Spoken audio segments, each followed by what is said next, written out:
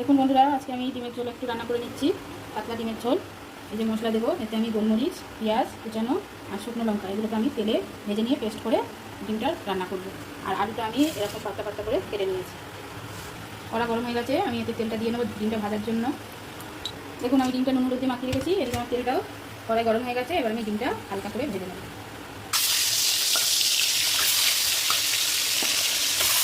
ডিমটা আমি এরকম হালকা করে ভেজে নিয়েছি, বেশি কড়া করে ভাজবো না। এবার আমি তুলে নেবো ডিমটা।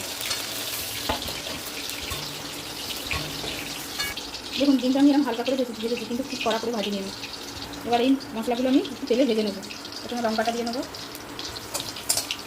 লঙ্কাটা একটু ভালো করে ভেজে তুলে নেবো। লঙ্কাটা আমার ভাজা হয়ে গেছে, এবার পেঁয়াজ আর গোলমরিচটা আমি একসাথে ভেজে নেবো লাল করে। দেখুন আমার পেঁয়াজটা আর গোলমরিচটা লালচে করে ভাজা হয়ে গেছে বেরেস্তার মতন করে। এবার আমি এটা তেল থেকে উঠিয়ে নিয়ে বেটে নেবো। দেখুন এই যে পেঁয়াজ, গোলমরিচ আর গোটা শুকনো লঙ্কা সব ভেজে নিয়েছি। এবার অল্প একটু জল দিয়ে এটা পেস্ট করে নেবো।